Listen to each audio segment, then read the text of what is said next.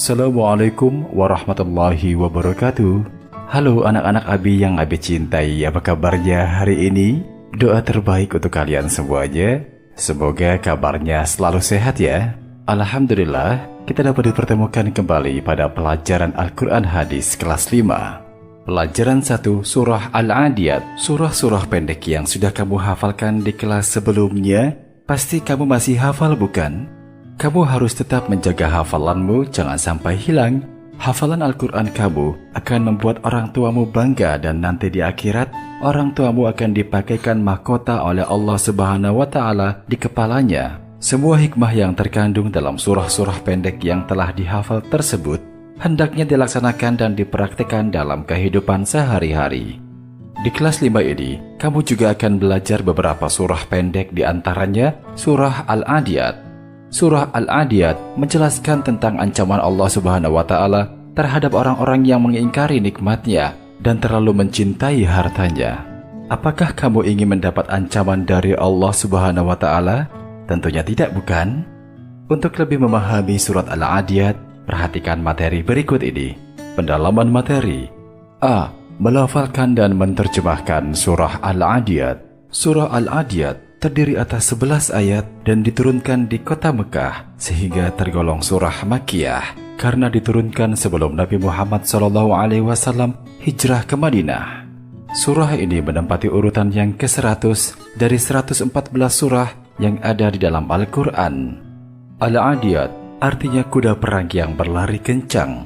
Surah Al-Adiyat diturunkan sesudah surah Al-Asr. Mari kita lafalkan surah Al-Adiyat dengan tartil. Perhatikan makhrajul hurufnya dan terjemahannya berikut ini. Surah Al-Adiyat. Bismillahirrahmanirrahim. Dengan menyebut nama Allah yang Maha Pemurah lagi Maha Penyayang. Wal-'adiyati dhabha. Demi kuda perang yang berlari kencang dengan terengah-engah. Falmuriyati qadha. Dan kuda yang mencetuskan api dengan pukulan kuku kakinya. Falmughirati subha. Dan kuda yang menyerang dengan tiba-tiba di waktu pagi. Fa'atharna bihi naq'a. Maka ia menerbangkan debu. Fawasatna bihi jam'a. Dan menyerbu ke tengah-tengah kumpulan musuh. Innal insana lirabbihi lakanud. Sesungguhnya manusia itu sangat ingkar, tidak berterima kasih kepada Tuhannya. Wa innahu ala dzalika lasyahid. Dan sesungguhnya manusia itu menyaksikan sendiri keingkarannya. Wa innahu lihubbil khairi lasyadid. Dan sesungguhnya dia sangat bakhil karena cintanya kepada harta. Afala ya'lamu idza bu'thira ma fil qubur. Maka apakah dia tidak mengetahui apabila dibangkitkan apa yang ada di dalam kubur? Wa hussila ma fis sudur. Dan dilahirkan apa yang ada di dalam dada. Inna rabbahum bihim yawma idzil lakhabir. Sesungguhnya Tuhan mereka pada hari itu Maha mengetahui keadaan mereka.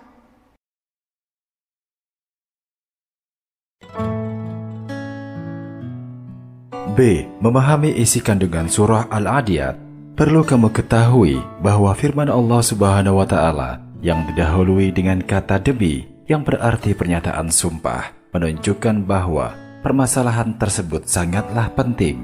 Dalam surah Al-Adiyat, Allah Subhanahu wa Ta'ala menjelaskan tentang makhluknya, yaitu kuda yang mempunyai keistimewaan dibandingkan dengan hewan-hewan yang lain.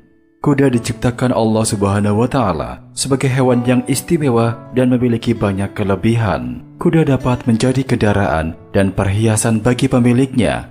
Selain itu, kuda juga digunakan sebagai kendaraan perang. Hanya kuda yang sering dijadikan kendaraan sekaligus senjata dalam perang selama berabad-abad.